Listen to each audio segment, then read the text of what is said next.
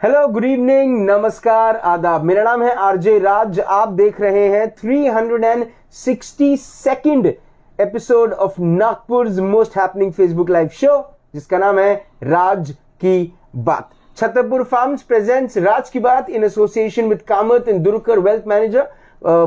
All my sponsors who make this show big, better, and I guess best also. I really want to thank them. My home partner is Siddhi Vinayak Infrastructure. My health partner is Crims Hospital. A big thank you to them.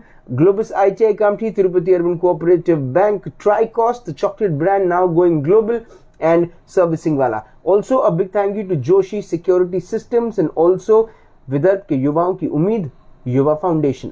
बहरहाल आज उम्मीद जो है वो यही है कि जल्दी से ये जो पूरा का पूरा कोविड का हाल है वो पूरा नॉर्मलाइज हो जाए, लोगों के घरों में मृत्यु ना हो, लोगों को ये परेशानी ना हो जिससे वो आज जूझ रहे हैं. लेकिन एक चीज जो शायद हमको नहीं पता वो है the national disaster management act. कानून में प्रावधान है कुछ चीजों के, कानून कुछ कहता है, कानून कुछ बताता है. क्या है ये एक्ट, ये बताने के लिए आज हमारे साथ लॉ लेसन देने के लिए हमारे साथ हैं एक जाने माने वकील जिनका नाम है एडवोकेट नितिन रमेश गांधी.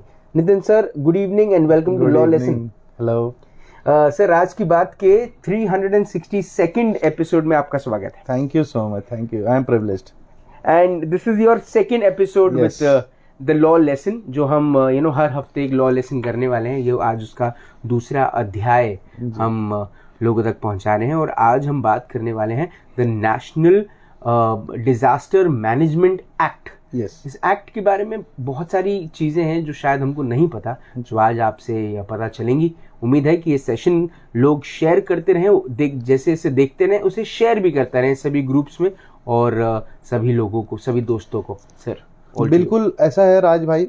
सबसे पहले तो गुड इवनिंग सभी को जो मुझे दोबारा देखकर इस चैनल पे बहुत खुश हैं. होप मेरा जो पहला एपिसोड था वो आप लोगों ने देखा और बहुत प्रेम दिया, स्नेह दिया. देखिए, हमारा जो अप्रोच है ना वो राज सर इसलिए है कि जो एक कॉमन पब्लिक है जी, वो कानून को अपने हिसाब से एक नॉर्मल भाषा में समझे. आज की तारीख में सर देखिए, कुछ ऐसे घर परिवार है जिन्होंने अपने को खोया जी. आज कुछ ऐसे परिवार है जिनके घर के लोग जॉबलेस हो गए, या ऐसे कुछ लोग हैं जो स्ट्रीट वेंडर्स हैं, घर में बर्तन घसने वाली लेडीज हैं, हॉस्पिटल में काम करने वाले लोग हैं, पुलिस में काम करने वाले लोग हैं, फायर एक्सटिंग्विशर फायर फाइटर्स हैं. ये सब जो चीजें हैं ना सर, इनके भी कुछ ना कुछ राइट्स हैं, कुछ अधिकार हैं और इसके ऊपर भी एक अथॉरिटी है जो कंट्रोल करती है. आज का सबसे कॉमन वर्ड जो शायद हम सबसे ज्यादा यूज करते दिन भर में वो है कोविड. इसको कोविड हो गया, ऐसा हो गया, न्यूज भी उसी से भरी पड़ी है. तो देखिए, है तो ये बहुत सीरियस मैटर, क्योंकि पूरा वर्ल्ड जो है ये कोविड से जूझ रहा है. आज की तारीख में जो भी था, एक ऐसा वायरस आ गया जो कि समझ में ही नहीं आया कि वो एक्चुअल क्या कर सकता है और उसकी ताकत क्या है. और धीरे धीरे हमारे काबिल साइंटिस्ट ने उस चीज़ को कोशिश की, उसकी दवाई बनाई और बहुत सारी चीज़ों में वो आगे चले. देखिए, ये जो चीज़ें होती हैं ना, अगर हिंदुस्तान में, मैं हिंदुस्तान की बात कर रहा हूँ, वैसे तो ये वर्ल्ड की प्रॉब्लम है, लेकिन मैं हिंदुस्तान की बात कर रहा हूँ कि हिंदुस्तान में भी इसके ऐसे जब कुछ आपदा आ जाती है तो उसके लिए भी काफ़ी सारे एक्ट्स बनाए गए हैं. वो एक्ट्स के प्रावधान से जो एक नॉर्मल सिटीजन है उसके अधिकार से लेके जो प्राइम मिनिस्टर ऑफ इंडिया है वो क्या क्या कर सकते हैं उसके बारे में लिखा हुआ है, उनके पावर्स दिए गए हैं जी. देखिए, ये जो हमको ये मालूम होना चाहिए, इसमें दो चीज़ें हैं बड़ी कॉमन सी, कि सबसे पहले तो हमको ये मालूम होना चाहिए कि हमारे जो इंडिया है वो ब्रिटिश राज में रहा है. ब्रिटिशर्स ने हमारे पे राज किया है और उनकी गवर्नमेंट ने हमारे पे राज किया है काफ़ी सालों तक. इसीलिए हमारे जो कुछ कानून बने हैं वो इंडिपेंडेंस से पहले के भी हैं जी. तो वो एक बार ऐसा हुआ था कि बॉम्बे में प्लेग फैल गया था इन द ईयर 1884. वो प्लेग इतना डेवस्टेटिंग था कि 50% ऑफ द पॉपुलेशन जो थी वो इससे अफेक्ट हो गई थी, डेथ हो गई थी. तब जो ब्रिटिश सरकार थी उन्होंने ये सोचा कि हमें एक एक्ट पास करना चाहिए और हमने इसमें एक ऐसा एक सरप्लस पैसा रखना चाहिए और कुछ ऐसी एक्टिविटी होनी चाहिए जो तुरंत मदद हो सके, तुरंत हम किसी चीज से निपट सके। तो उस लिए उस समय 1884 में एक सिर्फ 4 सेक्शंस का प्रावधान बना था जिसको बोला गया था द एपिडेमिक डिजीजेस एक्ट। ये आया था 1897 में। इसमें सिर्फ 4 सेक्शंस थे जिसपे उन्होंने फोकस किया था कि उसमें एकदम सिंपल था कि अगर ऐसा कुछ हो जाता है, कोई प्लेग फैल जाता है, किस तरह का कुछ प्रॉब्लम आ जाती है, तो किसके पास पावर है, क्या स्पेशल पावर्स है, अगर कोई इसको फॉलो ना करे तो उसके लिए क्या पेनल्टी है। एक सिंपल एक्ट बना दिया गया था। नाउ इसको बोलते हैं मदर एक्ट, ठीक है। अब इस एक्ट के बेसिस पे इंडिया में एक नया एक्ट बनाया गया जो कि 2005 में बना, जिसको हम कहेंगे the national disasters management act. अब ये ही हमारा आज का टॉपिक है कि ये डिजास्टर क्या चीज है, मैनेजमेंट क्या चीज है, और हमारा जो पॉलिटिकल सिनेरियो है वो इस पे कैसे एक्ट करेगा, कैसे हमको मदद पहुंचाएगा। उसके लिए राज सर सबसे पहले हमको समझना जरूरी है कि हमारे हिंदुस्तान का पॉलिटिकल स्ट्रक्चर क्या है। देखिए, 3 मैं आपको बिल्कुल सादे शब्दों में समझाऊंगा और बिल्कुल एज अ फ्रेंड तो आप उसे सादे शब्दों में ही समझने की कोशिश करें। देखिए, ऐसा होता है कि एक होता है नेशनल, एक होता है स्टेट और एक होता है डिस्ट्रिक्ट। नेशनल बोला तो पूरे इंडिया का, पूरे इंडिया में जितने भी हैं उसमें कवर हो जाते हैं। उसके बाद होता है स्टेट, स्टेट मतलब एक पर्टिकुलर स्टेट, और उसके बाद आता है डिस्ट्रिक्ट। तो डिस्ट्रिक्ट का मतलब होता है एक पर्टिकुलर स्टेट के अंदर का डिस्ट्रिक्ट। तो उसमें क्या होता है, अभी जैसे हमको मालूम है कि इंडिया में आधी इंडिया जो है वो हमारे सी से कवर्ड है जी, कुछ हमारे हिमालय से कवर है, कहीं आइस है, कहीं डेजर्ट है, कहीं बहुत ज्यादा गर्मी है, कहीं बहुत ज्यादा बारिश है। तो हमारे यहाँ पे मिक्स वेदर रहते हैं जी। और कईयों बार साल में कईयों बार ऐसा होता है कि अलग अलग क्षेत्र में हिंदुस्तान में अलग अलग स्टेट्स में हमको सुनने को मिलता है कि कहीं पे समुद्र में कुछ डिजास्टर हो गया, कभी ऐसा महसूस कहीं पे कुछ धरती हिल गई, कहीं पे ऐसा सुनने में आता है। जैसे आपको मैं एक एग्जांपल देता हूं, जैसे केदारनाथ का एग्जांपल था जी, है ना। केदारनाथ था तो केदारनाथ में क्या हुआ था कि ऐसा डिजास्टर आया था कि लोगों को समझ में नहीं आया कि इससे डील कैसे करें। इसी तरह जो है ना, जहाँ पे आइस होता है, बहुत ज्यादा स्नो होता है, वहां पे इस तरह के डिजास्टर अक्सर होते रहते हैं। लोगों के घर बह जाते हैं, लोगों के घर ढह जाते हैं, डिस्ट्रक्ट हो जाते हैं, और उनको मदद पहुंचानी है जी। अब ये जो ये नेचुरल कैलामिटी बोलेंगे इसको, नेचुरल कैलामिटी भी बोल सकते हैं, लेकिन डिजास्टर्स का जो डिजास्टर वर्ड है ना जी, इसका डेफिनेशन थोड़ा सा उससे बड़ा है। ठीक है, जैसे इवन समझ लीजिए कि कोई इस तरह की कॉन्फ्लिक्ट हो जाती है ना, वो भी डिजास्टर में आ जाता है। किसी भी तरह की आपदा हो जाए कोई स्टेट में, इंडिया में, तो उसको हम डिजास्टर में मानते हैं। ठीक है, और तब जो है इस एक्ट का काम शुरू हो जाता है। अब इसमें ऐसा है कि हमारे देश का जो सबसे ऊपर का पोजीशन है ना, उसको हम बोलते हैं प्रेसिडेंट ऑफ इंडिया जी। और सबसे जो नीचे जिनको हम रखेंगे वो है नॉर्मल आप और मेरे जैसे लोग जी, सिविलियंस आपके मेरे जैसे लोग, रेदर मेल फीमेल कोई भी हो। इसमें क्या है, अब जैसे जो ऊपर के लोग या जो नेशनल लेवल के लोग जो एक कानून पास कर रहे हैं वो अपने फायदे के लिए कर रहे हैं, तो उनका ये भी एक बहुत बड़ा ड्यूटी है कि उस चीज को एक कॉमन पब्लिक तक पहुंचाना। जैसे कि डिजास्टर मैनेजमेंट एक्ट में क्या होता है कि कमिटीज का गठन होता है जी। सबसे पहले जैसे मार्च 2020 में हमको ये पता चला था कि कोविड जो है वो पूरे इंडिया में फैल रहा है, और फैलेगा तो बहुत डेवेस्टेशन ले आएगा, क्योंकि यूएस और चाइना जैसी कंट्रीज जो थी वो उसके सामने घुटने टेक चुकी थी। तो तुरंत एक्शन लिया गया। तो तुरंत एक्शन लेने का काम किसका है? नेशनल कमिटी का। इस तरह ये लोग कमिटीज फॉर्म करते हैं जिसमें कि जिसको एक को बोलते हैं नेशनल कमिटी, एक होती है स्टेट कमिटी, और एक होती है डिस्ट्रिक्ट लेवल की कमिटी। ये मैं आपको नॉर्मल भाषा में समझा रहा हूँ, बहुत ही फ्लैटली समझा रहा हूँ, कानून के इसमें ना जाते हुए समझा रहा हूँ। अब इसमें क्या होता है कि जब नेशनल डिजास्टर हो गया तो ये डिजास्टर कौन घोषित करेगा कि डिजास्टर हो गया? ये एक डिजास्टर हो गया। कोविड जो है ना वो एक ऐसी बीमारी थी, वो एक ऐसी बीमारी है जिसने पूरे इंडिया को हिला के रख दिया जी। अब एक नेशन को चलाने के लिए किस चीजों की जरूरत है? बेसिक रिसोर्सेज बोलते हैं उसको। वो क्या है?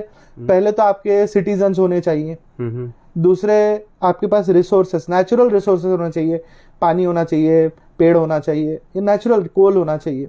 तीसरा आपके पास पैसा होना चाहिए जी, नेशन के पास पैसा होना चाहिए, तभी वो आपको डेवलप कर सकते हैं, तभी वो आगे बढ़ सकते हैं। लेकिन उन चीजों को बचाने के लिए पॉलिसीज निकाली जाती हैं। अब डिजास्टर हो गया, एक एग्जांपल बताऊं राज सर, सिंपल किसी के घर में खाना बन रहा है और एकदम से आग लग जाए, क्या हो गया? ये डिजास्टर हो गया। अब दो चीजें हो सकती है, अगर हमारे पास रिसोर्सेज है तो हम उस आग को बुझा सकते हैं, अगर हमारे पास रिसोर्सेज नहीं है तो हम वो आग से और डेविस्टेशन अपनी आंखों के सामने होता हुआ देखेंगे। लेकिन तभी हम क्या करेंगे? तभी हम पड़ोस को मदद मांगेंगे, अपने आजू बाजू वालों को मदद मांगेंगे, अपने रिलेटिव्स को बोलेंगे कि मेरे यहाँ आग लग गई, भाई आओ हेल्प करो, पानी डालो, क्या डालना है वो डालो। तो आपको घर की आग बुझाने के लिए क्या होना चाहिए? पानी तो होना चाहिए ना, तो दो रिसोर्सेज हो गए जी। आजू बाजू वालों से दोस्ती होना, वो रिसोर्सेज हो गए। ये मैं आपको बड़ा ही सिंपल से एग्जांपल देके समझाने की कोशिश कर रहा हूं कि एक हिंदुस्तान जो हमारा मुल्क है वो काम कैसे कर रहा है इसमें। तो इसमें क्या हो गया था राज सर कि जब हिंदुस्तान में वैक्सीन आई तो हमारे माननीय प्रधानमंत्री ने कुछ वैक्सीन फॉरेन कंट्रीज में भी दी जी, in the gesture of friendship. तो हमारे यहाँ पे कुछ ऐसे लोग थे जिन्होंने ये बोला कि अरे यार हमारे को तो फ्री में वैक्सीन नहीं लग रही और कुछ वैक्सीन मोदी साहब ने पराई कंट्रीज को दे दी।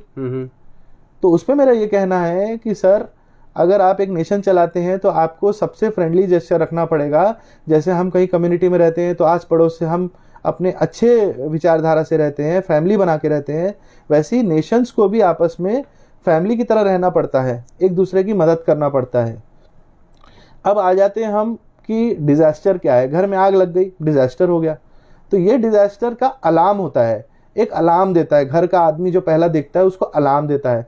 इसी तरह नेशनल डिजास्टर का जो अलार्म होता है, जो डिक्लेयर करता है, वो हमारे नेशन के प्राइम मिनिस्टर साहब जो हैं वो इसको डिक्लेयर करते हैं कि that the nation is under some disaster and some threat. अब ये हो गई कोविड की बात। लेकिन अब समझ लो कि फॉर एग्जांपल केदारनाथ वाला इशू हो गया था जी। तो केदारनाथ वाला इशू जो है ना वो स्टेट के डिजास्टर में आएगा, क्योंकि उससे पूरा इंडिया इफेक्ट नहीं हुआ, उससे एक पर्टिकुलर प्लेस इफेक्ट हुआ, कुछ लोग इफेक्ट हो गए, कोई काफी लोग थे, लेकिन वो पूरे इंडिया को परेशान करने वाला ऐसा कुछ नहीं था सिनेरियो। वहां पे एक नेशनल डिजास्टर हुआ था, स्टेट डिजास्टर हुआ था, उसको स्टेट डिजास्टर बोलेंगे। और उस स्टेट डिजास्टर में जो है तो वहां का जो पर्टिकुलर सीएम रहेगा, चीफ मिनिस्टर, वो डिक्लेयर करेगा that the state is under threat disaster, that he has met a disaster. देखो राज भैया, threat is a different thing और disaster is a different thing जी। थ्रेट का मतलब है कि हमने घर में आग लगने वाली है तो फायर एक्सटिंग्विशर खरीद के रख लिया, और डिजास्टर का मतलब होता है कि हमारे पास कुछ भी नहीं है और हमारे घर में आग लग गई जी। आप समझे? तो उसमें अब क्या हुआ, जब 2005 में कानून का गठन हुआ तब इसके बारे में सोचा गया और इसमें हर साल बजट में एक स्पेशल पैसा जो है ना वो इसके लिए रखा जाता है। क्योंकि जो नेशन है, जो ऊपर जैसे आप बोल सकते हैं कि हमारे प्राइम मिनिस्टर साहब हैं, उनका ये काम है, ड्यूटी है कि उन्होंने हर स्टेट्स को एप्रोप्रिएट पैसा देना है जब उसकी रिक्वायरमेंट रहती है जी। अब हम लोग टैक्सेस भरते हैं तो टैक्सेस दो भरते हैं, एक स्टेट टैक्स होता है और एक नेशनल टैक्स होता है। लेकिन अब उसको कन्वर्ट कर दिया गया है जीएसटी में जी, जिसको सीएसटी बोला है, सीजीएसटी और एसजीएसटी। सीजीएसटी मतलब सेंट्रल, एस मतलब स्टेट जी। तो ये बाइफरकेट हो गया। तो कुछ पैसा आपका जो है टैक्स का स्टेट में जाता है, कुछ पैसा आपका सेंटर में जाता है।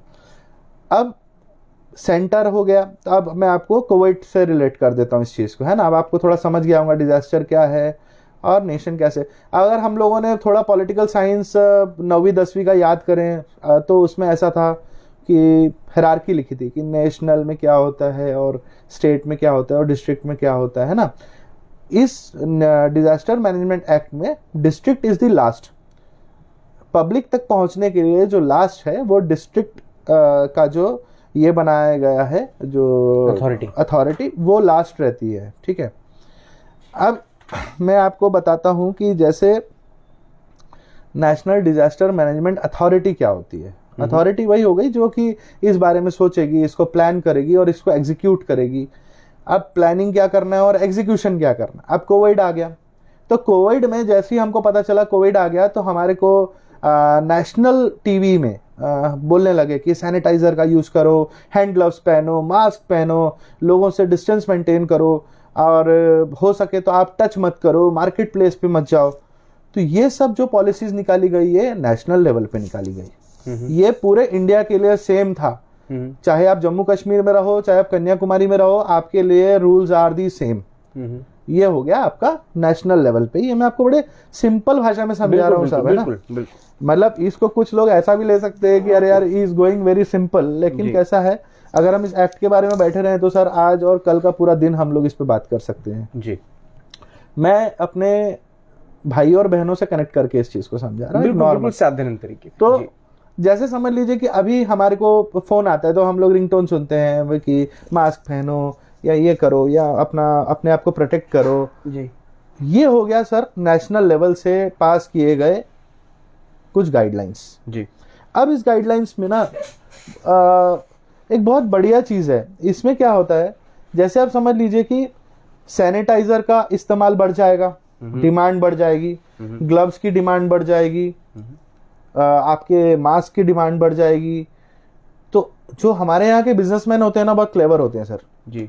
वो फटाफट क्या करेंगे, अब इसमें इकोनॉमिक्स है सर, थोड़ा सा कैसा है, डिमांड एंड सप्लाई का रेशियो आ गया जी। जहां आपके किसी भी प्रोडक्ट का डिमांड बढ़ेगा वहां पे वो लोग सप्लाई को लिमिट कर देते हैं ताकि उसकी प्राइसिंग बढ़ जाए। जैसे आज समझ लीजिए कि हमारे लोकेलिटी में 10,000 लोग हैं, अब सबको चाहिए मास्क, एटलीस्ट एक मास्क चाहिए जी। लेकिन अगर हमने उसकी सप्लाई 2,000 कर दी कि अब 2,000 मास्क ही भाई हमारे पास जी, तो आप 10 रुपए का मास्क 100 रुपए में भी खरीदने को तैयार हो जाओगे कि भैया मैं पहन लूंगा तो मेरी जान बच जाएगी। अब उसको मैनेज करने का काम भी नेशनल लेवल पे इनका है, अथॉरिटी का है। अच्छा, जो गवर्निंग बॉडी है वो पूरी बॉडी एक्चुअली इसमें कैसा रहता है राज भैया, गवर्निंग बॉडी नहीं होती है इसमें गवर्निंग बॉडी जो होती है ना वो एक अथॉरिटी, एक गठन करती कमेटी का, जिसमें प्राइम मिनिस्टर साहब जो होते हैं ना वो चेयरपर्सन होते हैं। ओके। और उनके साथ 9 लोग और रहेंगे जो अपने प्राइम मिनिस्टर साहब ही उनको चुनेंगे। इलेक्ट बोले तो बहुत बड़ा वर्ड है, चुनेंगे उनकी काबिलियत से। तो जनरली वो मिनिस्टर्स ही होते हैं जी, जो अपने कैबिनेट मिनिस्टर्स होते हैं जनरली वही होते हैं, क्योंकि वही आपको फाइनेंस देंगे, वही डिफेंस का देखेंगे। क्योंकि अगर एक नेशन नेशनल इमरजेंसी में आ जाती है तो उसको आउटर भी तो थ्रेट है ना, कि कोई उस पर वॉर कर दे, कोई उसको हमला कर दे, कोई उसका कुछ ले जाए। तो ये सब बातों पे भी डिफेंस को बहुत ध्यान रखना पड़ता है। फिर पैसा कहाँ से आएगा, फिर लॉ का क्या होगा, एडमिनिस्ट्रेशन का क्या होगा, ये सब देखने के लिए मिनिस्टर्स होते हैं।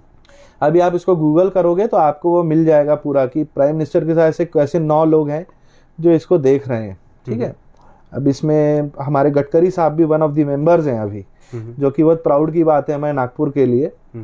अब सर इसमें ऐसा होता है कि जब इसका गठन होता है ना तो कानून में लिखा हुआ है कि इनको कितनी मीटिंग्स करना है, इनको क्या डिस्कस करना है, इनको एलोकेशंस करना है। अब जैसे हमारा हर स्टेट है सर, अभी ये प्राइम मिनिस्टर साहब और 9 लोग बैठ गए, इन्होंने डिस्कस कर लिया कि भाई 10 फीट की दूरी या 2 फीट की दूरी, हर किसी को मास्क पहुंचाना है, सैनिटाइजर पहुंचाना है, हॉस्पिटल्स में हमको बेड्स रखने हैं, या हॉस्पिटल में हमको अभी इतने पेशेंट्स आने के कारण हमको डॉक्टर का स्टाफ बढ़ाना है। तो ये सब जो चीज़ें होती है ना सर, ये नेशनल लेवल पे होती है और ये पूरे इंडिया के लिए लागू हो जाती है। अब इसमें क्या होता है, जब ये होता है तो इसके बाद जो वहाँ की कमेटी होती है वो स्टेट से अपना रिपोर्ट मांगती है। अब हम आ जाते हैं स्टेट पे। तो स्टेट में क्या होता है, हर किसी अलग अलग स्टेट में अलग अलग कमेटी का गठन होता है, जिसमें उस स्टेट का जो सीएम होता है ना, चीफ मिनिस्टर होता है, वो जो होता है वो चेयरपर्सन होता है और वो अपने 8 लोगों को अपॉइंट करता है। नेशनल में 9, स्टेट में 8। अब वो भी जनरली कौन होते हैं? जो वहाँ के मिनिस्टर्स होते हैं, क्योंकि वही लोग इस चीज को बराबर समझ के उस पर कुछ डायरेक्शंस और इश्यूज कर सकते हैं। अब क्या होता है, जो आप समझ लीजिए फॉर एग्जांपल नरेंद्र मोदी साहब ने बोला, अब हम आ गए महाराष्ट्र में, स्टेट में, तो हमारे उद्धव ठाकरे साहब जो हैं वो इसके बन गए चेयरपर्सन स्टेट के, क्योंकि ही इज द सीएम। अब now he is going to take decisions. अब वो जो है एलोकेशंस करेंगे, वहां पे देखेंगे, वो वहां पे लोगों से पूछेंगे, या जो उनके प्रॉपर जो उन्होंने एक दायरा बनाते हैं वो लोग, उससे बात करते हैं कि भाई तुम्हारे यहाँ कितने पेशेंट है, तुम्हारे यहाँ चेकिंग फैसिलिटी क्या है, भैया हमारे यहाँ प्लेन आने चाहिए कि नहीं आने चाहिए, ट्रेन बसेस आनी चाहिए कि नहीं आने चाहिए। जैसे अगर कोई स्टेट की स्थिति आउट ऑफ कंट्रोल हो गई, जैसे आज हमारे महाराष्ट्र में बोलते हैं सबसे ज्यादा इन्फेक्टेड है जी, तो जो चीफ मिनिस्टर है वो अंडर दिस एक्ट हर चीज पे काबू कर सकता है। मतलब वो ये तक बोल सकता है कि भाई हमारे यहाँ कोई बाहर से आएगा नहीं, जाएगा नहीं, या हमारे को किसी चीज की प्रॉब्लम है, या हमारे को बेड्स की कमी है, हमारे को डॉक्टर्स की कमी है। Now it is the responsibility and duty of the national committee कि आप इनकी पूरी रिक्वायरमेंट को पूरा करो। तो वो इन पे नजर रखते हैं, ये इन पे नजर रखते हैं। अब उद्धव ठाकरे जी के नीचे कौन है? तो डिस्ट्रिक्ट लेवल। अब डिस्ट्रिक्ट लेवल बोलते हैं नागपुर का डिस्ट्रिक्ट हो गया, यहाँ के जो कलेक्टर साहब हैं वो बन जाते हैं chairperson. Not the guardian minister? नहीं, जो गार्डियन मिनिस्टर है वो स्टेट लेवल पे है। अब हम लोग आ गए डिस्ट्रिक्ट लेवल पे जी। तो डिस्ट्रिक्ट लेवल पे जैसे हम फॉर एग्जांपल लेते हैं नागपुर डिस्ट्रिक्ट के बारे में समझने के लिए, तो यहाँ के जो कलेक्टर साहब हैं, now he becomes the chairperson, और उनके दायरे में आते हैं 7 लोग। ठीक है, कलेक्टर एंड 7 मोर पीपल। लेकिन उसमें कैसा है, एक लॉ ने हल्का सा उसमें गाइडलाइंस दिया हुआ है कि आप वो 7 लोग किसको चुनो। मिनिस्ट्री है तो मिनिस्ट्री के लोग ऑलरेडी इलेक्टेड हैं, तो जनरली पीएम अपने कैबिनेट मिनिस्टर्स इलेक्ट करेगा और सेलेक्ट करेगा, और उद्धव ठाकरे जी जो हैं वो अपने मिनिस्टर्स सेलेक्ट करेंगे, जैसे आपने बताए गार्डियन मिनिस्टर हैं ये वो। अब जब डीएम है या कलेक्टर साहब है या डिस्ट्रिक्ट मजिस्ट्रेट साहब है, तो वो किसको इलेक्ट कर सकते हैं, उसके लिए हल्की सी गाइडलाइंस दी हुई है इसमें। सुपरिटेंडेंट ऑफ पुलिस, उनको लेना जरूरी है। ठीक है, उसके बाद जो सबऑर्डिनेट जैसे एसडीओ बीडीओ रैंक के जो हैं उनको लेना जरूरी है। Medical officer, the highest rank officer of the Nagpur district will be the member of this committee. ऐसा करके इनको 7 लेना है, जिसमें कि उन्होंने पॉइंट आउट किया हुआ है कि आपको किनको लेना चाहिए। ओके। इसीलिए जैसे नागपुर डिस्ट्रिक्ट में हम लोग जब देखते हैं तो हमारे जो माननीय कमिश्नर साहब हैं वो उसके वन ऑफ द मेंबर्स हैं। तो now what he has to do, अब वो ग्राउंड लेवल पे के लोग हो गए। कलेक्टर भी अपना कहीं ना कहीं लोगों से मिल रहे हैं, लोगों के रिप्रेजेंटेटिव से मिल रहे हैं। जो अपने कमिश्नर साहब हैं वो यहाँ के लॉज वगैरह को फॉलो करवा रहे हैं कि भैया मार्केट पे ज्यादा रश ना हो, या लोग जो हैं वो ज्यादा। कमिश्नर अपना काम कर रहे हैं, एनएमसी कमिश्नर अपना काम यस मतलब इनको एलोकेटेड काम है। तो कैसा है, कभी कुछ लोग मेरे पास आते हैं सर ऑफिस में, वो बोलते हैं सर ये पुलिस ऐसा मेरे साथ क्यों कर रही है, वो हमारे शटर्स नीचे क्यों करवा रही है, सर वो क्यों डंडे मार रही है रोड पे।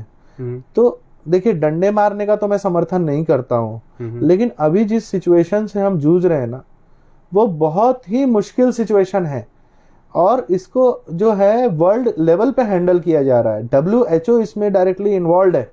इसका ये मतलब है कि कहीं ना कहीं इतनी बड़ी सीरियसनेस है कि इसको हम इतनी लाइटली नहीं ले सकते हैं अपनी लाइफ में, क्योंकि मैं आपको एक रिक्वेस्ट करता हूँ आपके इस माध्यम से, अगर आपको कभी भी ये लगे कि मुझे कोविड नहीं हो सकता है या मुझे कोविड से डर नहीं लगता है जी, तो प्लीज आप किसी एक ऐसे मेंबर से मिलिए जिनके परिवार का एक आदमी कोविड से गया है जी, तो वो आपको उसकी हकीकत बताएंगे कि सच बात ये वायरस है इतनी मुश्किल, जिसको लग गई है उसको ये चीज का आभास है और वो शुक्रगुजार है कि वो बच गया है जी। तो इसीलिए आप सोचिए कि जो ये लोग हैं, जो डिस्ट्रिक्ट कलेक्टर्स हैं, जो अपने कमिश्नर साहब हैं, इवन जो बड़े बड़े डॉक्टर्स हैं जिनका कभी नाम नहीं लिया जाता है, they are working so hard तो आप सोच नहीं सकते हैं कि अभी जैसे हमको न्यूज में आता है कि द हॉस्पिटल्स आर ओवरबर्डन्ड जी। तो आपको ये भी तो सोचो ना कि वहां डॉक्टर्स भी तो ओवर टाइम करते होंगे, उनकी भी फैमिली बच्चे हैं। तो कैसा है सर, हम लोग को एक्चुअली थैंक्स करना चाहिए इन लोगों को कि इस सिचुएशन में वी आर थैंकफुल कि हमारे पास ये रिसोर्सेज हैं। अब सर आते हैं मैनेजमेंट में कि अब ये लोग क्या क्या कर सकते हैं, है ना जी। अब जैसे इसमें कई सारी बातें लिखी गई हैं, लेकिन हम उस पे एकदम मतलब ऊपर ऊपर से आपको मैं बता दिया कि क्या होता है ना। अब जैसे समझिए कि अब हम लोग आ जाते हैं इस पे कि पनिशमेंट्स के बारे में और वगैरह, है ना, फंड्स के बारे में। अब जैसे देखिए क्या होता है, जो कमिटी होती है ना वो हर एक अपने पार्लियामेंट सेशन में एक फंड अरेंज करती है, एलोकेट करती है कि कभी हमारे नेशन में कोई किसी चीज का डिजास्टर हो जाए तो इस फंड्स को हम यूज करेंगे जी। इसलिए कई बार आपने सुना भी होगा कि स्टेट में अगर कोई आपदा आ गई तो आपसे अपील होती है कि आप कुछ पैसे डोनेट कर दो जी, ताकि हम मदद कर सकें। That comes under national disaster response fund. ठीक है, अब ये जो फंड होता है ना, ये नेशनल लेवल पे भी अपने पास रखा जाता है और स्टेट लेवल पे भी अपने पास रखा जाता है। पहले स्टेट अपना रिसोर्सेस यूज करती है, अगर उसको लगता है कि उससे मेरा फुलफिल नहीं हो रहा है या डिजास्टर को मैं नहीं कर पा रहा हूँ, उसको डील नहीं कर पा रहा हूँ, तो फिर नेशन से वो हेल्प मांगती है। ठीक है, अब इसमें जैसे इसके बारे में हो गया। अब इसको यूटिलाइज कैसे करना है, जैसे कोई फंड है तो उसको कहाँ ज्यादा यूटिलाइज करना है, तो ये जो होता है इसकी एक मतलब क्या स्टडी करके उसका एक रिपोर्ट बना के नेशनल जो अपना नेशनल कमिटी है उससे अप्रूव कराना पड़ता है कि हमको इस चीज की जरूरत है। ठीक है, लेकिन स्टेट अगर अपना रिसोर्सेज यूज कर रहा है तो उसको किसी से पूछने की जरूरत नहीं है कि उसको कहाँ यूज करना है करके। ठीक है, अब इसमें सबसे बड़ी चीज है पनिशमेंट। और आपको बहुत अच्छा फील होगा ये जानकर कि अगर इवन कोई पब्लिक सर्वेंट भी अपने पद का मिसयूज करता है या इस चीज के लिए मिसयूज करता है तो उसके लिए भी सजा का प्रावधान है। ठीक है, तो सबसे पहले हमको नॉर्मल लेवल पे मैं बताता हूँ। समझ लीजिए कि आपने एक फॉल्स अलार्म दिया जी कि भैया मेरे घर के बाजू में कोविड आ गया, या फॉर एग्जांपल मुझे कोविड हो गया। अगर आप इस तरह का फॉल्स अलार्म देते हैं और ये फॉल्स अलार्म अगर कमिटी वाले कंसिडर करते हैं और पता चलता है कि ये फॉल्स है, तो आपको 1 से 2 साल की सजा हो सकती है। अच्छा जी, और ये सजा जो है ये एक लोकल पुलिस के द्वारा नहीं दी जाती है, ये जो कमिटी गठन हुआ है जो मैंने आपको समझाया, कलेक्टर और उनके 7 लोग, तो उसमें एक सुपरिटेंडेंट अपने कमिश्नर साहब रहते हैं, तो कमिश्नर साहब जो हैं वो डायरेक्टली इस पे डील करेंगे। It will go in court. इसमें दूसरी चीज ये है, फॉल्स अलार्म हो गया, या समझ लीजिए आप उनके डायरेक्शंस को फॉलो नहीं कर रहे हैं, किसी ने आपको कोई डायरेक्ट कर दिया कि भाई दुकान बंद रखो, रात को घूमना नहीं है, या जो भी है, तो अगर आपने उस चीज को फॉलो नहीं किया तो आपको 1 साल की सजा हो सकती है। अच्छा जी, ठीक है, लेकिन वो भी कैसा है कि आपको पुलिस नहीं दे सकती। अभी कैसा है, जो पुलिस, हमको ऐसा लगता है कि पुलिस एक्टिविटी कर रही है, लेकिन एक्चुअली वो कमिश्नर साहब के कहने पे पुलिस एक्टिविटी कर रही है, क्योंकि he is the member of that committee. अभी मुझे लगता है कमिश्नर साहब अपने बाकी सब कामों को भूल के इस पे ध्यान देते होंगे, क्योंकि we are under national disaster जिसपे हमको काबू पाना ज्यादा जरूरी है, लोगों की जान बचाना ज्यादा जरूरी है, इसीलिए इस पे ऐसा किया गया है जी। इवन जैसे आप समझ लीजिए किसी को एक बार पनिश किया गया कि भी तुमने बात नहीं सुनी, और वो सेकंड टाइम फिर से ऐसी कोई गलती दोहराता है, तो उसको 1 साल की जगह 2 साल की पनिशमेंट हो जाएगी। ओके, ठीक है। उसके बाद जो फॉल्स अलार्म वाली बात मैंने बताया था, उसका मैग्नीट्यूड चेक करना पड़ता है। उसका मैग्नीट्यूड, जैसे कुछ लोग व्हाट्सएप फेसबुक पे डालते हैं, तो एक्चुअली वो गलत है। अगर आप किसी भी चीज पे ऑथेंटिकेटेड नहीं है, किसी भी मैसेज को लेकर ऑथेंटिकेटेड नहीं है, तो प्लीज इसको स्प्रेड मत कीजिए। कुछ लोगों ने भी ये बीच में डाल दिया कि वैक्सीनेशन सही नहीं है, और वो Yes.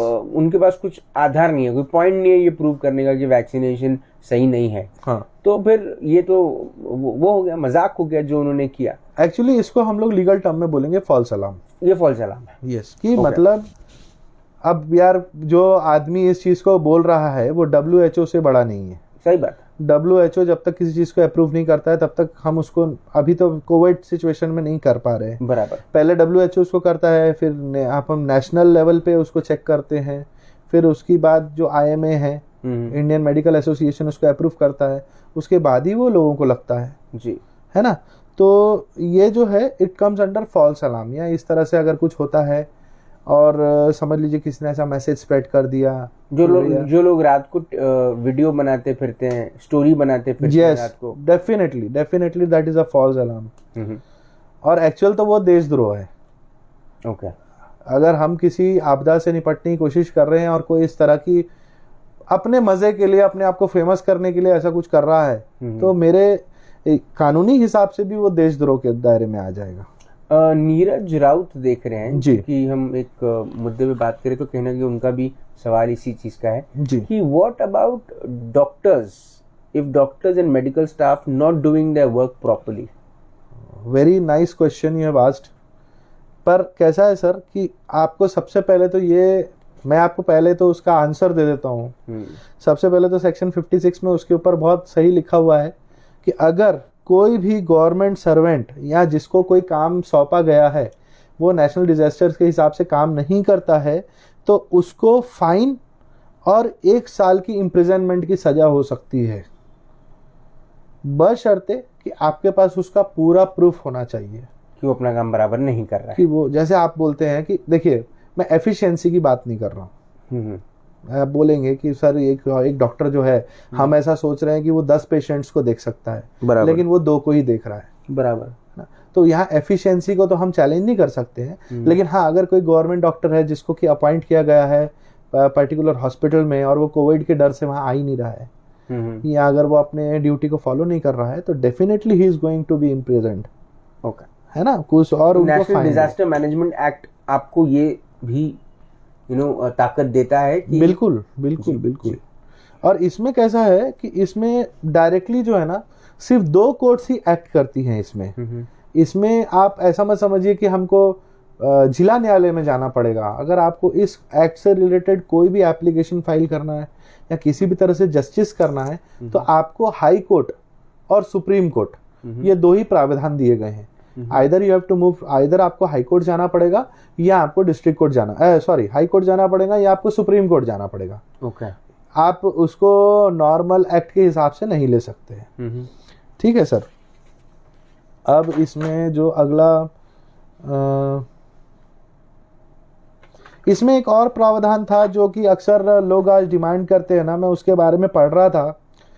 तो कैसा है कि सर हमारा तो शॉप बंद है, तो आप हमारे को किराया दो, आप हमारे को मेंटेन करो, है ना। तो इस चीज के लिए कोई प्रावधान नहीं है, लेकिन एक ऐसा प्रावधान है जो मैं आपको बताता हूँ, जो आपने दिमाग में रखिए। नेशनल डिजास्टर से निपटने के लिए अगर गवर्नमेंट आपकी प्रॉपर्टी का यूटिलाइज कर रही है, जैसे कि आपकी हॉस्पिटल्स का, होटल्स को यूज कर रहे हैं कि भाई वहां पे पेशेंट्स को रखना है, या समझ लीजिए कि आपकी व्हीकल को यूज कर रहे हैं वो ये बोल के कि भाई आपके पास एम्बुलेंस है, आप एम्बुलेंस दे दो हमको, हम उसको पेशेंट्स लाने ले जाने के यूज करेंगे, तो you are liable to get, आप लाइबल हैं, आप बिल्कुल उसका एक फेयर प्राइस मांग सकते हैं और गवर्नमेंट को आपको देना भी है, जो गवर्नमेंट मार्केट के सिनेरियो देख के डिसाइड करती है।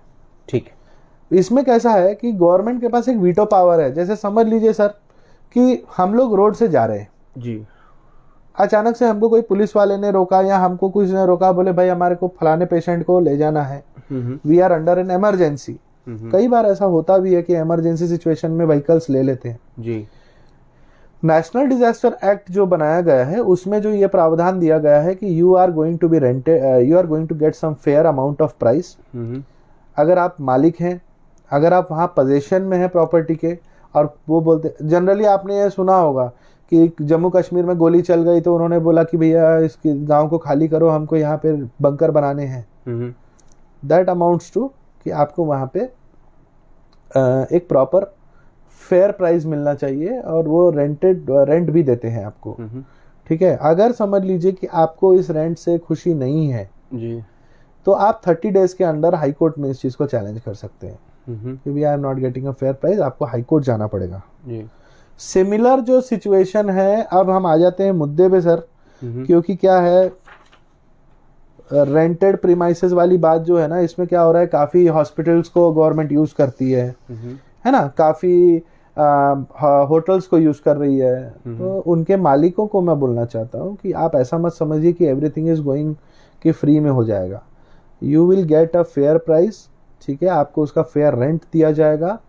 अगर आप उस रेंट से सेटिस्फाइड नहीं है, कि आपको लगता है कि वो रेंट मेरे लिए कम है, तो आप 30 डेज के अंदर कमिटी को एक लेटर लिख के भेज सकते हैं। कमिटी अगर उसका अप्रूव करता है, ओके अप्रूव, मतलब आपको कलेक्टर को एक लेटर लिखना, अगर ही डिसअप्रूव्स योर एप्लीकेशन, आपको सीधा हाई कोर्ट मूव कर जाना है अगेंस्ट दैट एप्लीकेशन। अब सिमिलर किसके साथ में बताता हूँ, मैं रिक्वेस्ट करूंगा नागपुर की जनता से, नागपुर के बिजनेस वालों से, जो हाथ गाड़ी चलाते हैं, जो ठेले पे सब्जी बेचते हैं, प्लीज आप लोग डंडा खाना बंद कर दीजिए, है ना। आपको पुलिस के डंडे खाने की जरूरत नहीं है, पैनिक सिचुएशन में आने की जरूरत नहीं है। आप गाइडलाइंस को फॉलो कीजिए, आप जो आपको डिस्टेंस मेंटेन करने के लिए कहा गया है वो डिस्टेंस मेंटेन कीजिए। और अगर आपके ऊपर किसी भी तरह की कोई कानूनी कार्रवाई होती है तो आपको वो एक नोटिस दे सकते हैं, ठीक है, कि आपने इसको फॉलो नहीं किया है, या आपने प्रोविजंस को फॉलो नहीं किया और आप पे सो एंड सो फाइन या जो भी पनिशमेंट की प्रावधान किया गया है। अगर आप लोग क्या करते हैं, तुरंत फाइन की पर्ची मिली 10,000 की तो भरना ही पड़ेगा। हमारे पास भी कई लोग आते हैं, अरे सर हमारे को तो चालान हो गया। एक्चुअली इट इज नॉट चालान, वो जो हो रहा है आप उसको कलेक्टर के सामने चैलेंज कर सकते हैं। अच्छा, इट इज चैलेंजेबल। ओके, ठीक है, तो ये प्रावधान भी नेशनल डिजास्टर मैनेजमेंट एक्ट में दिया हुआ है कि अंडर 30 डेज आप उसको चैलेंज कर सकते हैं। जैसे समझ लीजिए आपकी दुकान को किसी ने सील कर दिया, तो आप उसको भी कलेक्टर के पास चैलेंज कर सकते हैं, आप अपनी बात रख सकते हैं, एविडेंसेस रख सकते हैं। अगर आप उससे सेटिस्फाइड नहीं है तो आप हाई कोर्ट जा सकते हैं। मैं आपके चैनल के माध्यम से एक चीज बोलना चाहता हूं कि प्लीज, अगर आप देखिए, जो ये नेशनल डिजास्टर है ना सर, ये कैसा है, एक मैकेनिकल चेन की तरह है। पब्लिक बंदी है, कानून बंदा है, पुलिस बंदी है, सब ऐसे घूम रहे हैं, एक दूसरे के साथ घूम रहे हैं सर। पुलिस बंदी है, डॉक्टर्स बंदे हैं, दवाइयाँ बंदी, इसमें कुछ लोग सर अपने पर्सनल फायदे के लिए बिजनेस भी कर रहे हैं, है ना। कुछ लोग अपना सब छोड़ छाड़ के दान बन गए, दान कर रहे हैं, लोगों को दानवीर बन गए, दानवीर बन गए, दान कर रहे हैं सर। लोगों को जिस चीज की आवश्यकता है वो घर पे पहुंचा के दे रहे हैं जी। कुछ नायक बन गए हैं, कुछ खलनायक बन गए सर, खलनायक हो गए। तो ऐसा है जी, सही में खलनायक है सर। मैं आई हैव रिकॉर्ड्स, मैं आपको क्या बोलूँ, we are on social media. नहीं तो सच में अगर उंगली उठाने की बारी आएगी तो मेरे पास ऐसे कई फार्मास्यूटिकल कंपनीज हैं जिनके ऊपर काफी सारी उंगली उठाई जा सकती है। आपको एक सिंपल से एग्जांपल देता हूँ राज सर, जब बहुत ज्यादा कोविड नया था ना, तो सैनिटाइजर की 5 लीटर की बॉटल जो थी ना, वो 1400 रुपए से 2000 रुपए के बीच में थी जी। और आज आप राउंड द टेबल किसी भी डिस्पेंसरी में चले जाइए, किसी भी दवाई की दुकान में चले जाइए, वही बॉटल 450 रुपए की है जी। तो जब nation was in danger, people are earning money. 450 रुपए भी बेच के तो कुछ ना कुछ कमा ही रहा होगा ना, सही बात, घर से तो नहीं दे रहा, लेकिन उसने उसको 1400 रुपए 2000 रुपए का भी बेचा जी। जिस समय लोगों को समझा ही नहीं था कि सैनिटाइजर होता क्या है, इसको हाथ पे कैसे लगाते हैं, इसकी क्या यूटिलिटी है। उस समय की मैं आपको बात बता रहा हूँ सर। दूसरा है सर, मैं रिक्वेस्ट करना चाहता हूँ आपके चैनल से, देखिए हम लोग यहाँ सीखने बैठे हैं, आपसे हम कुछ सीखते हैं, हमसे आप कुछ सीख रहे हो। प्लीज आप पुलिस वायलेंस को सपोर्ट मत कीजिए। कि लोगों को कुछ वीडियोस भेजते हैं कि लोग डंडे खा रहे हैं तो उसकी कॉमेडी वीडियो बना दी। अभी मालूम है सर, एक यूट्यूब में, नाम नहीं लूंगा, एक पुलिस वाला है सर, PSI रैंक का है, यूपी का है, उसने पूरा का पूरा यूट्यूब चैनल बना डाला इसके ऊपर। वो जीप में घूमता है, लोगों का वीडियो निकालता है और उसके बाद जैसे उनको कॉमेडी से पनिश करता है जी। तो people are making fun of that कि किसी बंदे को उठक बैठक करने के लिए बोला, किसी को डंडा दिखाया तो वो दौड़ने लगा। This is not a comedy boss, ये कॉमेडी की बात नहीं है। आप एक एक्सपेक्टेड सिटीजन है। आप जब अपने आप को देखें तो ये समझिए कि मैं हिंदुस्तानी हूँ, बाद में हो जाता है हिंदू, मुस्लिम, सिख, ईसाई, लेकिन पहले तो हम हिंदुस्तानी हैं। कानून की ऐसी कोई किताब नहीं है जिसमें कि ऐसा लिखा है कि आप अगर दूसरे कास्ट के हैं तो ये वो, ऐसी तो कोई बात नहीं है। नेशनल डिजास्टर की बात कर रहा हूँ साहब, नेशनल डिजास्टर में ऐसा है कि हर किसी को एक माना गया है, मैनेजमेंट एक्ट जो है, मैनेजमेंट एक्ट में एक माना गया है, जिसकी बड़ी खुशी है मुझे कि प्रिविलेज्ड किसी को नहीं कहा गया है यहाँ पे। दूसरी चीज ये है सर कि आप लोग प्लीज डंडे मत खाइए, और मैं कमिश्नर साहब से भी रिक्वेस्ट करूंगा कि सर लोग परेशान हो चुके हैं, लोगों के बिजनेस 1-1.5 साल से बंद है, लोगों की नौकरियां चली गई, तो हम डिजास्टर में तो हैं ही सर, आप भी परेशानी में, हम समझ सकते हैं, लेकिन कुछ पुलिस वाले ऐसे हैं जिस इस चीज को ना मिसयूज कर रहे हैं, लोगों को परेशान करते हैं, डंडे मारते हैं।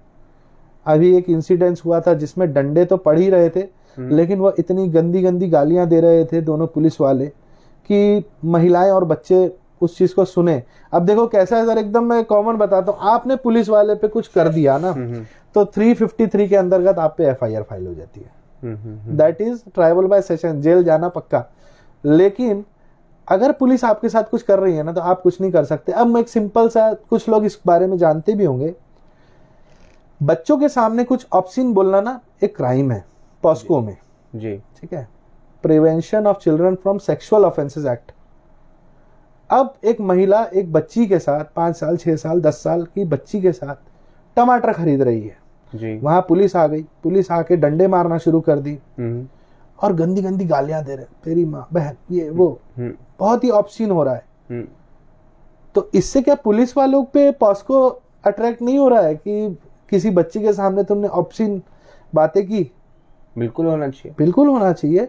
लेकिन मुझे ऐसा लगता है पब्लिक शांत है, क्योंकि पब्लिक भी इंतजार कर रही है कि सब अच्छा हो जाए। हर रोज जब रात को हम सोते हैं, सुबह उठते हैं, हम सोचते हैं यार ऐसा हो जाए कि सब वो खुल जाए, पुराने दिन वापस आ जाए और हम लोग सब अपने अपने कामों में लग जाए, परिवार के साथ घूमने फिरने जाए।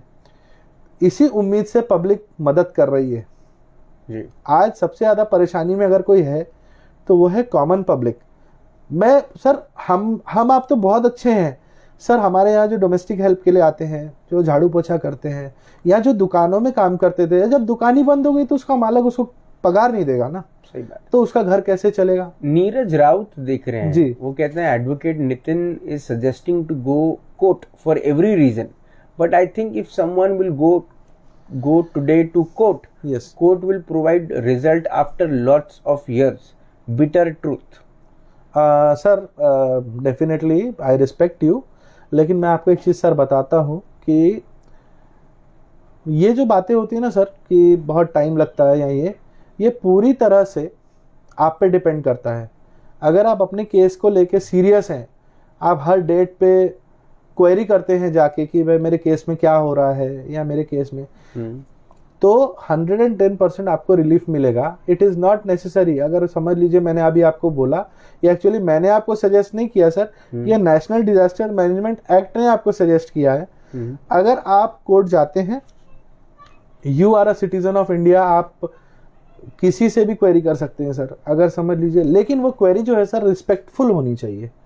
जैसे अगर समझ लीजिए हम किसी जज से कुछ क्वेरी कर रहे हैं, जज साहब जो है एक पोजीशन पे हैं, तो कुछ नहीं है, बी वेरी पोलाइट, थोड़ा सा प्रैक्टिकल अप्रोच रखिए और आप अपनी क्वेरी पूरी कर लीजिए कि भाई क्या प्रॉब्लम है आपको, मेरी केसेस में इतने दिन से तारीख क्यों हो रही है। अगर आपके लॉयर आपको सही जवाब नहीं दे पा रहे हैं, keep that query in front of the जज, but you have to be very polite. आपको पोलाइटनेस रखना पड़ेगा क्योंकि वो बहुत ही रेप्यूटेड होते हैं। दूसरा, आप इस चीज की क्वेरी जो है वहां पे बैठे हुए जो कंसर्न लोग होते हैं, कोर्ट के जो बाबू होते हैं, एडमिनिस्ट्रेशन यूनिट होती है, आप उनसे भी कंसल्ट कर सकते हैं। हमारे वहां पे भी एडमिनिस्ट्रेशन वाले लोग होते हैं, उनसे भी आप कंसल्ट कर सकते हैं। मतलब तारीख पे तारीख, ये गलत कॉन्सेप्ट है। मुझे तो ऐसा नहीं लगता सर, 11 साल का मेरा करियर है, पर मुझे तो ऐसा नहीं लगता है कि अब ये सिनेरियो ऐसा चलता है, क्योंकि मैं आपको एक बताऊं कि ऑफ द रिकॉर्ड है ये बात, आपको बताता हूँ। लेकिन ये रिकॉर्ड हो रही है? नहीं, मतलब ऑफ द रिकॉर्ड बोलता हूँ, नेशनल डिजास्टर से हट के बता देता हूँ। हमारे साहब ने जो क्वेरी किया है ना सर, 99% लोग ये करते हैं जी। मैं आपको बताता हूँ sir, each and every case जो है ना आज की तारीख में कंप्यूटर पे रजिस्टर हो चुकी है ऑनलाइन, पूरे इंडिया की केसेस। और आज की तारीख में कोई चाह के भी आपको लंबी तारीख नहीं दे सकता, क्योंकि अब उसके लिए हो गए हैं, उसमें आ गए हैं सॉफ्टवेयर। सॉफ्टवेयर में जब वो तारीख डालेगा ना, जैसे आपकी कोई पर्टिकुलर केस का एक वो होता है कि अपीयरेंस पे है, एविडेंस पे है, जजमेंट पे है, ऑर्डर्स पे है, उस पे अब एक स्लैब डिसाइड हो गया है कि इतने दिन से ज्यादा का तो आपको तारीख मिल ही नहीं सकती। अगर आप समझ लो अपोजिशन पार्टी में, अपोजिशन की बात, मैं बोलते हाँ भैया 6 महीने की तारीख ले लेते हैं जी, बनाते इसको बेवकूफ बनाते। मैं गया और मैंने उसको हर तरह से कोशिश किया कि भाई तू 6 महीने की तारीख दे देना, इम्पॉसिबल है सर आज की तारीख में, क्योंकि सॉफ्टवेयर ही उस तारीख को लेगा नहीं ना। अच्छा, वो बटन दबाता रह जाएगा, वो सॉफ्टवेयर लेगा ही नहीं, तो तारीख उसको देना ही नजदीक की है। मैं पिछले भी बार यही बोला था राज सर, और इस बार भी यही बोल रहा हूँ, थोड़ा सा आप लोग भी सतर्क हो जाओ।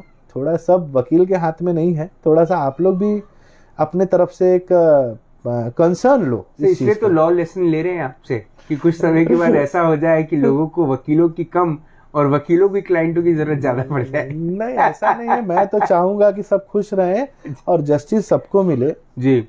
जनरली कुछ ऐसी केसेस भी होती है राज सर जिसमें लोग जो है ना बदला लेते हैं, तो उसमें क्या हो जाता है कि हाँ डाल दिया ना केस, हाँ लो तारीख लो, बुलाओ उसको, ऐसा करो, तो क्या हो जाता है सर वहाँ मैनिपुलेशन आ जाता है। तो वहाँ क्या होता है फिर इस तरह की बातें होती है कि यार मेरा तो केस ही सॉल्व नहीं हुआ। हमारे पास कई बार सर क्रिमिनल आते हैं जिनको मालूम है कि हमने ऑफेंस किया हुआ है, अब उस पे एविडेंस भी बड़ा जोरदार है, वो क्या बोलते हैं सर 2-4 साल की तारीख लेना है, उसके बाद करना है। वो क्यों होता है कि भाई एविडेंस थोड़ा पुराना हो जाए, जिन्होंने गवाही दी है वो इधर उधर ट्रांसफर हो जाए। तो वो कैसा है सर, मैनिपुलेशन वाली बात है। लेकिन आज की तारीख में ये चीज़ पॉसिबल नहीं है। अभी जैसे आप हाई कोर्ट की बात करो तो हाई कोर्ट में है ना सिर्फ एक पेपर लगाना पड़ता है, 5 रुपए की टिकट भी नहीं लगती सर, एक पेपर लगाना पड़ता है। अभी तो ऑनलाइन है, आपकी केस कल लग जाएगी, आप लगा लो। अगर आप उनको रिक्वेस्ट करो कि आपकी केस में इमरजेंसी है, अर्जेंसी है, 2 दिन के अंदर आपकी 24 घंटे के अंदर आपकी केस लग जाएगी। ऐसा कुछ भी नहीं है कि किसी तारीख का वेट करना आज की तारीख में, ऐसे कोई बात नहीं है sir. National disaster management act के फिर 2-3 सवाल है मेरे पास, बिल्कुल मैं आपसे जानना चाहूंगा सर। जिस किस्म की व्यवस्था हम देख रहे हैं कि पहला लॉकडाउन हुआ for getting all our infrastructure ready, क्योंकि इंफ्रास्ट्रक्चर रेडी नहीं था। सब कुछ बंद कर दिया गया। पूरा फोकस यही था कि हॉस्पिटल्स तैयार हो जाए, बेड्स तैयार हो जाए, ऑक्सीजन तैयार हो जाए, वेंटिलेटर्स तैयार हो जाए। आज 1 साल बाद भी हमारी व्यथा जो है वो वही है in relation to hospitals, in relation to hospitals and the health complete infrastructure।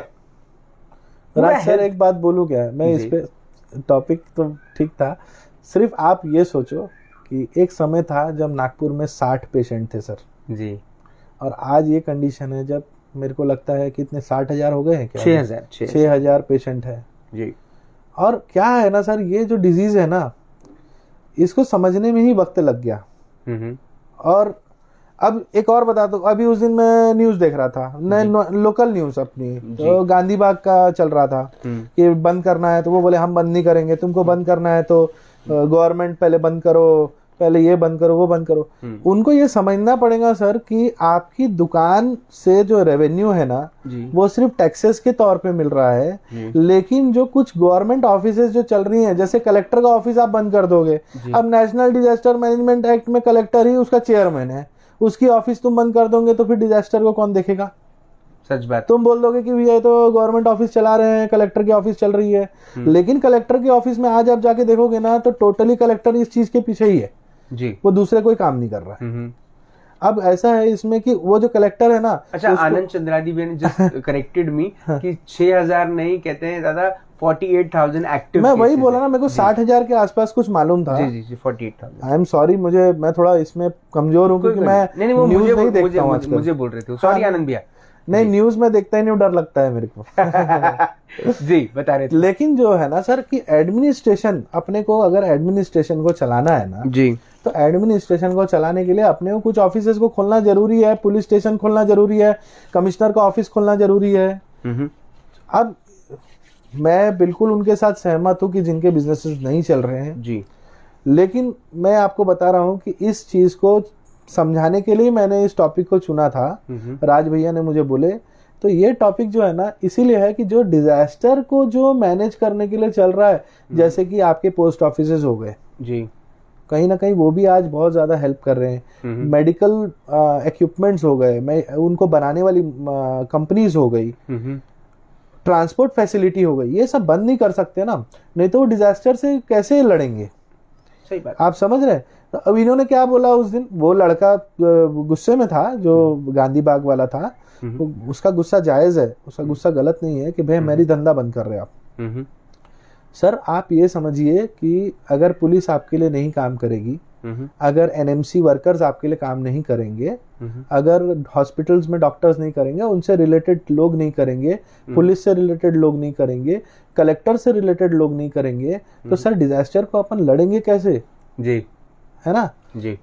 और इसके पीछे टेक्निकल अगर मैं आपको बताने लगूँ ना तो ऐसा है, उसकी दवाई को भी एक पर्टिकुलर टेम्परेचर पे रखना है जी, जो वैक्सीन लग रही है जी। अब अपने नागपुर में एक अंदाजन राज भैया कितने पॉपुलेशन होगी, एक अकाउंटेड पॉपुलेशन कितनी होगी? 34 लाख, 30 लाख पकड़ लेते हैं जी। 30 लाख लोगों को वैक्सीनेट करना ही करना है, एक भी आदमी छूटना नहीं चाहिए इसमें, है ना। अब 30 लाख वैक्सीन मंगाना है। आप 10 मिनट के लिए सोचो कि आप कलेक्टर हो, ये मैं सिर्फ नागपुर की बात कर रहा हूं, अभी हम नागपुर डिस्ट्रिक्ट की बात नहीं कर रहे हैं जी। नागपुर में 30 लाख लोगों को वैक्सीन लगाना है और उसके अकाउंट्स को मेंटेन करके स्टेट को अब देना है और स्टेट ने नेशन को देना है जी, क्योंकि सेंटर ही आपको दवाई दे रही है जी। आप समझ रहे क्या? तो अब आप बन जाओ कलेक्टर, आप लगाओ अपना दिमाग और आप बताओ कैसे हो सकता है। इसमें मेरे एक दोस्त ने बहुत अच्छा जवाब दिया था, आपसे शेयर करता हूं। सबसे पहला बोले जो वैक्सीनेटेड लोग होने चाहिए वो टैक्स पेयर्स होने चाहिए, 3 करोड़ वो टैक्स पेयर्स होने चाहिए जी।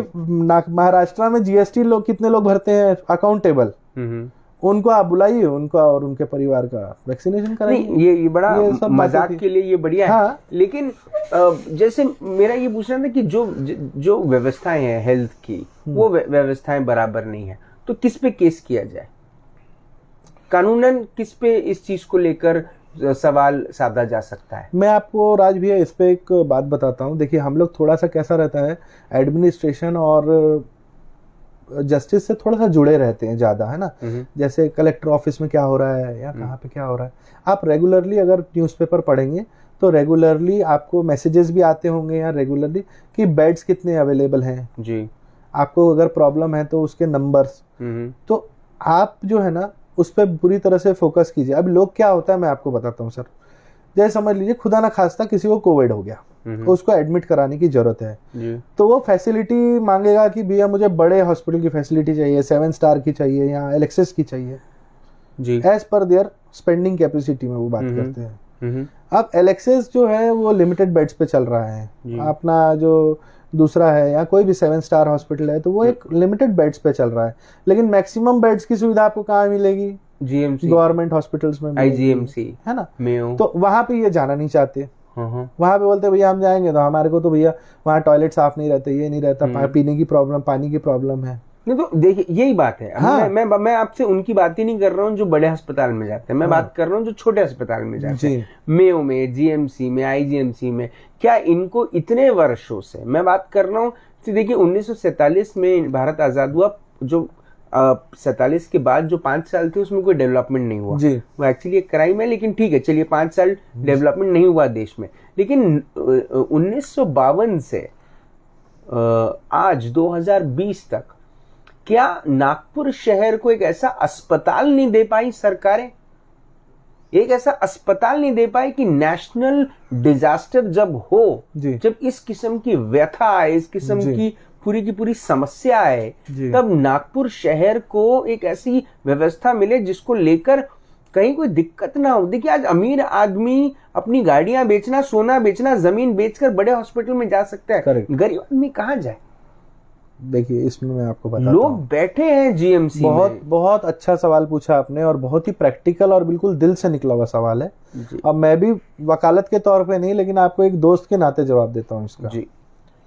अभी हमारा डिस्कशन हुआ 33 लाख लोग जी।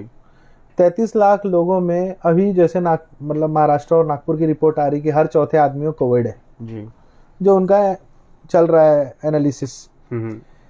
30 लाख लोग और 33 लाख लोग भी हैं, हर चौथे आदमी को कोविड है, तो कितने लाख लोगों को कोविड है सर? 8 लाख लोगों को कोविड है जी। 10 लाख लोगों को कोविड है। अब 10 लाख लोगों में से एक अंदाजन 4 लाख लोगों को बेड्स की जरूरत है। तो क्या हमारे पास ऐसा कोई इंफ्रास्ट्रक्चर आप या मैं ऐसा सोच सकते हैं जिसमें 4 लाख बेड्स हो, 4 लाख वेंटिलेटर्स हो? इसीलिए उसको बोला गया है डिजास्टर्स। ये डिजास्टर है सर, ये बिना सोचे आ जाता है, समझे? और उसकी तैयारी जो चीज की, अब जैसे समझ लीजिए सर, अचानक से पता चलता है कि हमारे बॉडी में इस चीज की प्रॉब्लम हो गई, कैंसर हो गया या कुछ हो गया, दैट इज डिजास्टर। लेकिन कुछ लोग होते हैं जो इसको सेव, मतलब अपनी लाइफ में सेविंग्स करते हैं कि कल को मुझे कोई मेडिकल आपदा आ गई तो ये मेरा डिजास्टर का मैनेजमेंट है, ये मेरा पैसा पड़ा है। कुछ लोग होते हैं जिनके पास ये नहीं होता है सर, है ना? अभी जो आप बोल रहे हैं ना, वो ग्राउंड लेवल की बात है कि गवर्नमेंट मेडिकल में बेड्स की प्रॉब्लम है। मैं मानता हूँ इस चीज़ को, 110% मैं इस चीज़ को मानता हूँ। यही तो डिजास्टर है सर, यही तो डिजास्टर है। और जो मैंने आपको बताया कि लोग इससे पैसा भी कमा रहे हैं, नायक भी हैं और खलनायक भी हैं, वो इसीलिए है कि सर जो पैसा दे रहा है उसको ट्रीटमेंट मिल रही है, जो पैसा नहीं दे पा रहा है उसको ट्रीटमेंट तो मिल रही है, लेकिन उसको ट्रीटमेंट कुछ थोड़ी प्रॉब्लमेटिक में मिल रही है, मतलब बिना सर्विसेज के मिल रही है, बिना सर्विसेज के मिल रही है। जो एक्चुअली उसका अधिकार है उसको नहीं मिल रहा है। सर देखो, अधिकार ये है कि हमारे को उनको प्रोटेक्ट करना है जी, हमको उनको मरने जान जरूरी है, हमको मरने नहीं देना है सर जी। ये इम्पोर्टेंस है। लेकिन किसी को एसी प्रोविजन मिले और उसको सब मिले, ये नहीं हो पाएगा। ये नहीं। कैसे मिलेगा आप खुद सोचो ना, क्योंकि हम इसके लिए तैयार नहीं, हमारे पास पैसा है। आपके देखो एक एग्जांपल बताता हूँ, है ना? अपने घर में कुकिंग के समय आग लग गई, अपने घर में 2 लाख रुपए पड़े हैं, लेकिन अपने पास फायर एक्सटिंग्विशर नहीं है, अपने पास पानी नहीं है, अपने पास चादर नहीं है, अपने पास कुछ नहीं है। 2 लाख से बुझा लेंगे आग? नहीं बुझाएंगे ना। लेकिन वही 300 रुपए का फायर एक्सटिंग्विशर रहता घर में तो फुस फुस फुस फुस आग बुझ जाती जी। तो डिजास्टर बोल के नहीं आता है। हाँ भैया, अगर आप किसी के पास समझदारी होती है, भैया गैस है, आग लग सकती है, लेकिन उसमें कितनी लगेगी? हम पूरे 33 लाख लोगों की बात नहीं कर सकते उसमें। मैं एक और सवाल, सॉरी मैंने आपको हाँ हाँ कोई बात नहीं। मैं ये जानना चाहता हूँ आपसे कि जैसे नेशनल डिजास्टर मैनेजमेंट एक्ट जो है, क्या इस एक्ट के अंदर में ऐसा कोई प्रावधान, क्या कुछ ऐसी बात है जिसमें लोगों को थोड़ी सी सुन के शायद थोड़ी सी राहत मिले कि नेशनल डिजास्टर है? पहले के 2 शब्द ही थोड़े से भयभीत कर देने वाले हैं कि नेशनल डिजास्टर। तीसरा शब्द है मैनेजमेंट, है ना? अब इस मैनेजमेंट में क्या ऐसी कोई मैनेजमेंट सरकार की तरफ से ऐसी कोई सुविधा नहीं आ सकती जहां पर आप प्रॉपर्टी टैक्स में लोगों को माफ कर दें, आप बिजली का बिल लोगों का माफ कर दें? करेक्ट। कुछ ऐसी मैनेजमेंट नहीं हो सकती? अल्टीमेट सवाल है।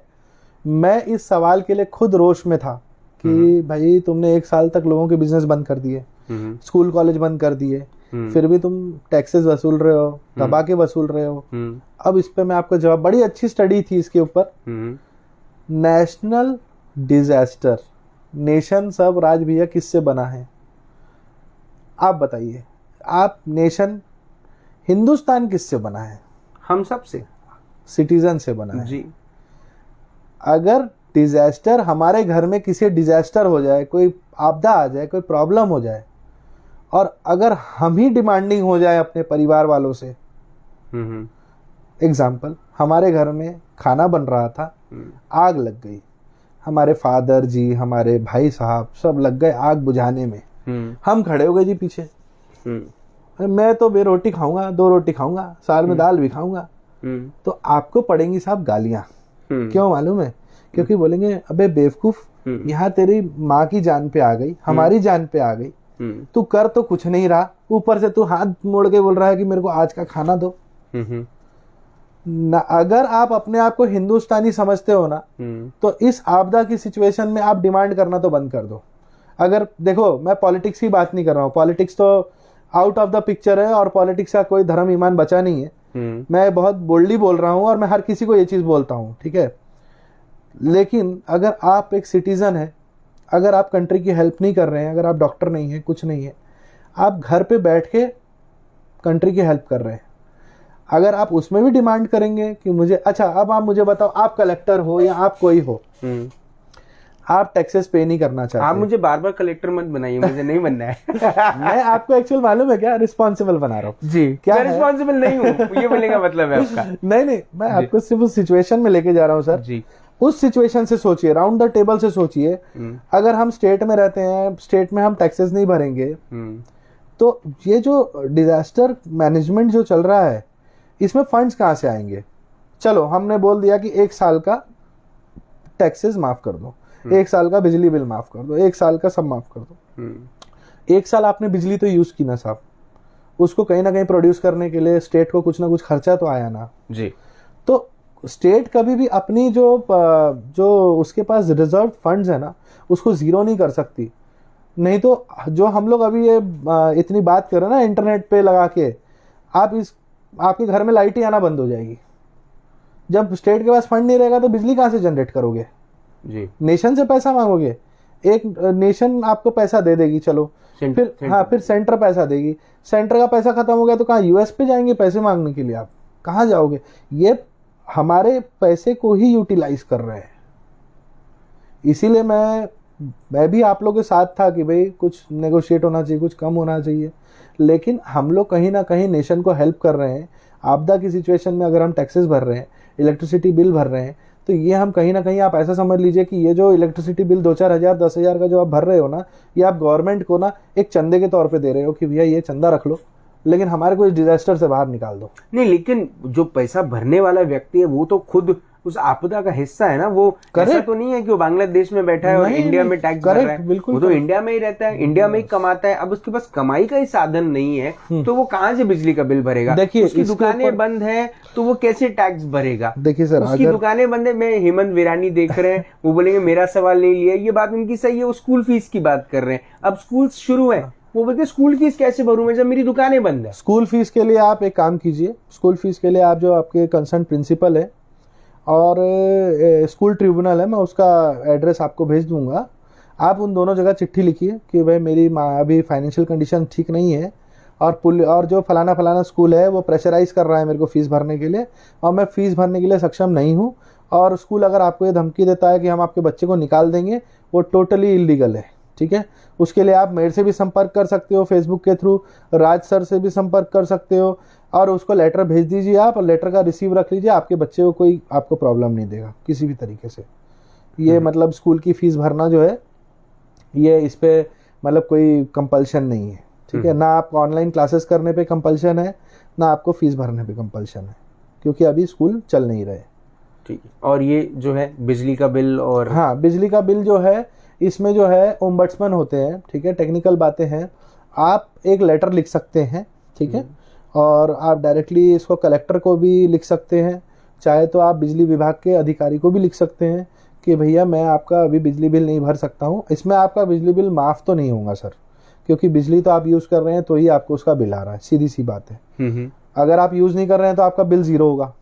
अगर आप उसका बिल यूज़ कर रहे हो और फिर उसके बाद आप भरने के लिए अक्षम हो, तो उसमें आपको, if I am not wrong, मैं आपको फ्लैटली बता रहा हूँ कि 6 महीने का टाइम आपको मिलता है कि आप उसको बिल को एडजस्ट कर सकते हो, मतलब टुकड़ों में दे सकते हो, एडजस्ट कर सकते हो। और ये होता है कई बार, इसमें जनसभा भी होती है जिसमें कई बार कम ज्यादा भी होता है पैसा, कि भाई अगर जिसके का बिल बहुत ज्यादा है तो वो कम भी करते हैं। ओके, इस पे डिपेंड करता है कि सिनेरियो क्या है। पर इसको एकदम मैं रिक्वेस्ट करूंगा कि इसको एकदम फ्लैटली यूज ना कर लो कि भैया एकदम कल 2000-3000 एप्लीकेशन चले जाए, ऐसा नहीं होना चाहिए। अगर किसी को सही में जेन्युइनली प्रॉब्लम है तो ठीक है। अच्छा, नेशनल डिजास्टर मैनेजमेंट एक्ट, मेरा आखिरी सवाल जी आपसे।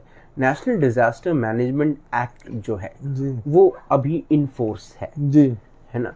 तो एक सिटीजन का इस लॉ को जानने के बाद भी, इस एक्ट के बारे में पूरी जानकारी रखने के बाद भी, आपके हिसाब से एक रिस्पॉन्सिबिलिटी क्या है एज अ सिटीजन?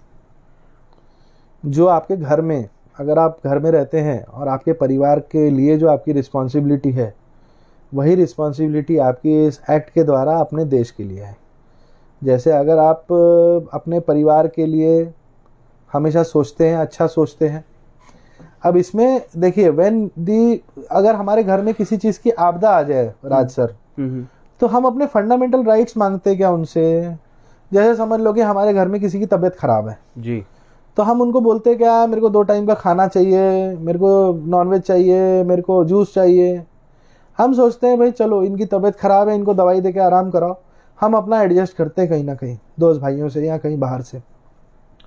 सेम ये सिचुएशन आपको समझनी होगी कि इंडिया की भी यही सिचुएशन है, आपके स्टेट की भी यही सिचुएशन है, जो आपको भी उसमें बढ़ चढ़ के हिस्सा लेना पड़ेगा।